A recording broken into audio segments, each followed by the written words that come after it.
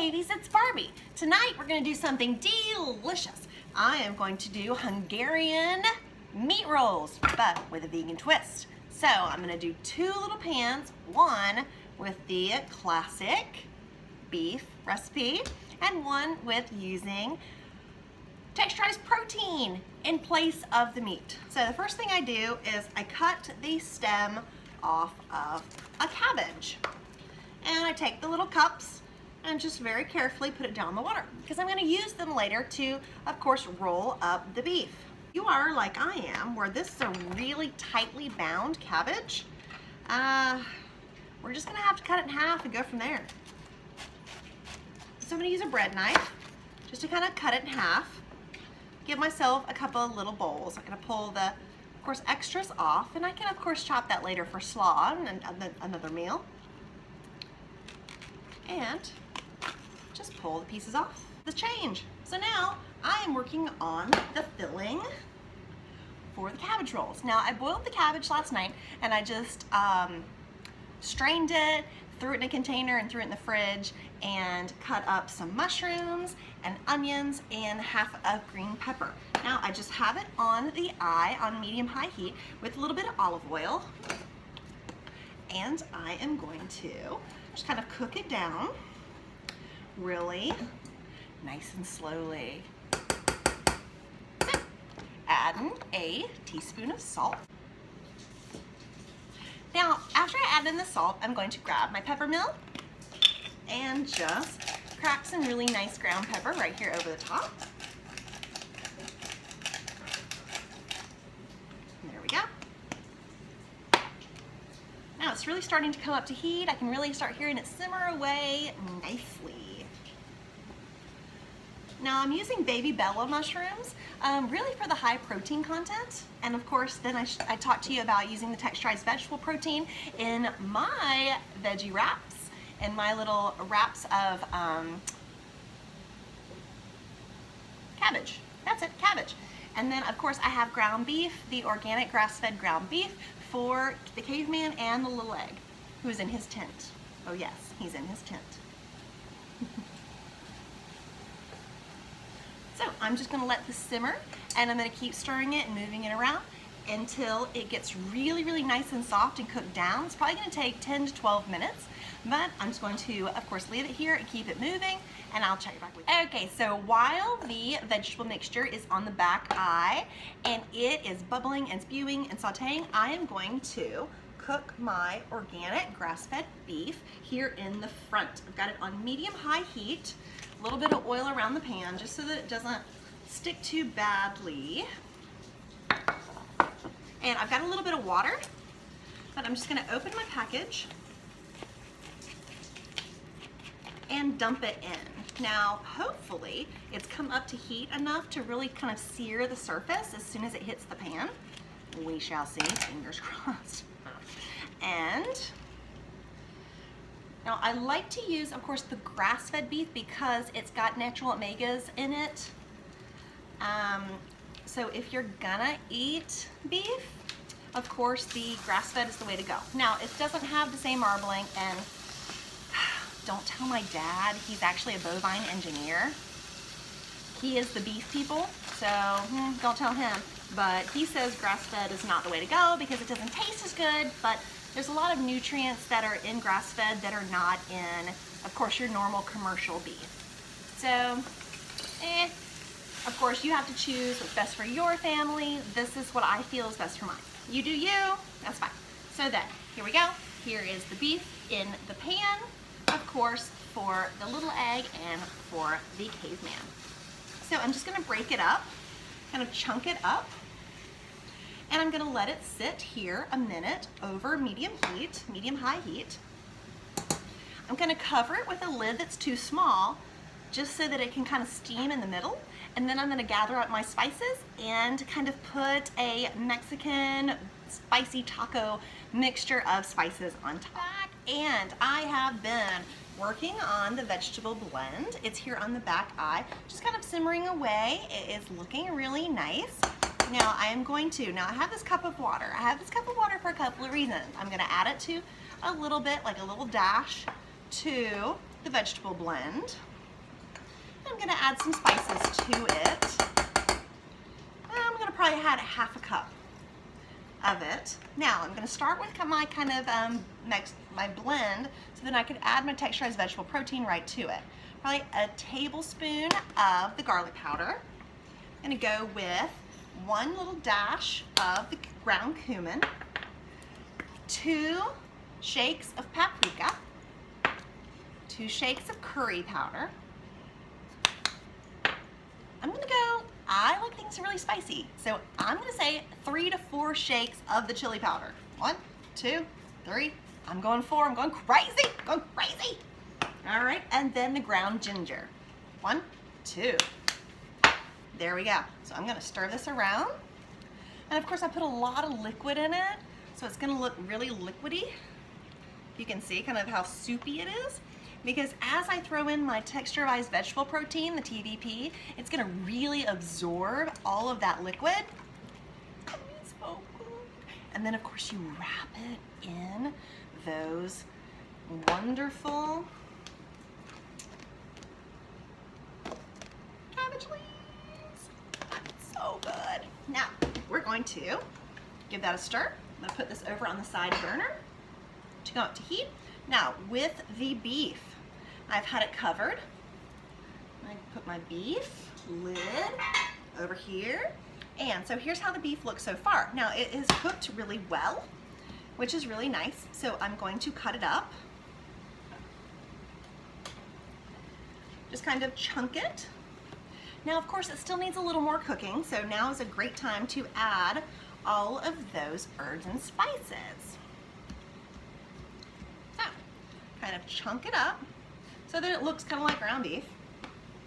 Because remember, you're going to roll it into the rolls of the cabbage, so you need to really make sure that, you know, you can work with it, of course. And the rice, I made some really nice jasmine rice. And of course we're gonna mix that in, and that of course is gonna be some of the filler as well. All right, so I've got it nice and chunked up. Any of the pieces that still need to be cooked, I've moved to the center of the pan. Now I'm gonna take half a yellow onion, put it down in the center of the pan, just kind of push it in between the pieces of meat. And I'm going to tablespoon of garlic powder, 2 or 3 shakes of paprika, 1 shake of cumin, 2 shakes of curry powder. I'm gonna just do 1 shake. The caveman's not so into spicy, so I'm just gonna do 1 shake of curry powder and 2 shakes of ginger. There we go. So I'm going to push it down in the pan, give it a couple of once-overs. Ooh, something's going on. Desi's upset. Oh, is that what it is? All right, Buggy's, the egg's taken down his tent because tomorrow is cleaning day here at the cave. Cleaning day, clean it. You guys know, parenthood. All right, so I'm giving it a good once-over. Now I'm going to give it just a little bit of water over the top so it can all meld together.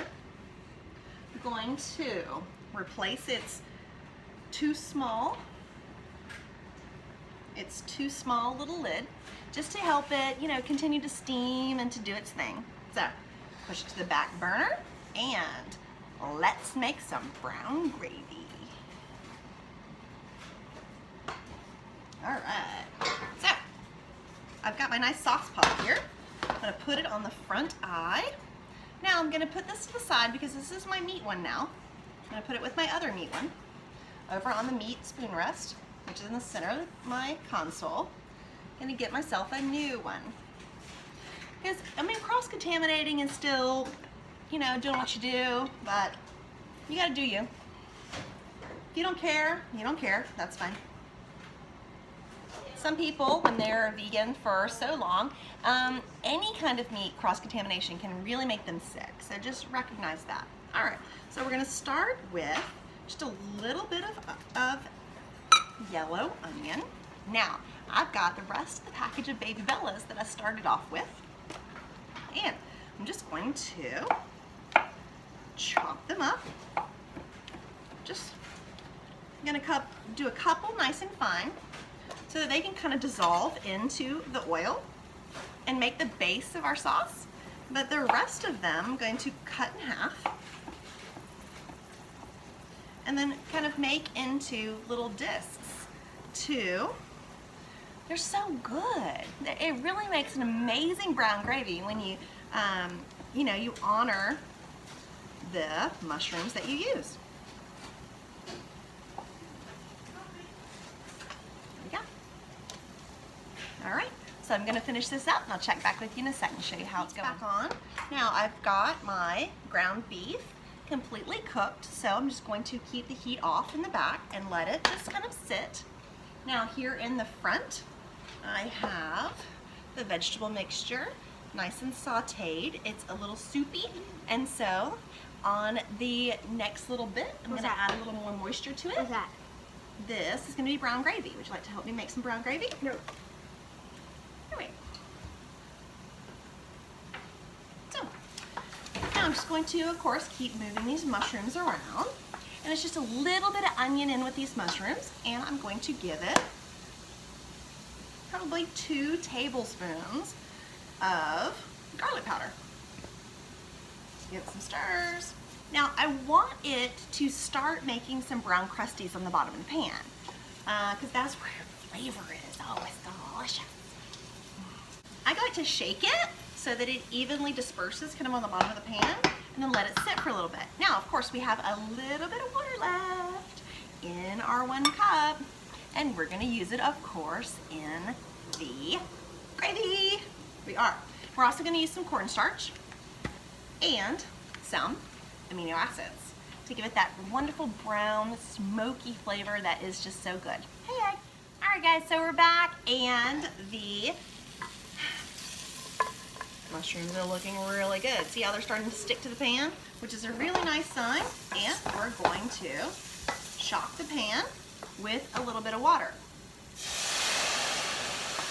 There you go. Now, of course, get in there and really scrub down the bottom. All those things that have accumulated and stuck to the bottom are gonna be really, really great additions. And look, it's kind of like an opening your pores thing. Really great addition to what you're gonna do with your sauce. So you probably wanna put almost a whole cup of water in there, if not a whole cup. Now, vegetable broth is also a wonderful way of developing a fantastic sauce. There's a couple of cheats for this, of course. Now, if you want to, and this is what I'm gonna do, is I'm going to add another cup of water. I'm gonna add a little bit of celery seed and a lot of garlic powder. And it'll make a kind of a faux broth because I just don't really have any on hand right now. I know. What, Barbie? You don't have any on hand? I know.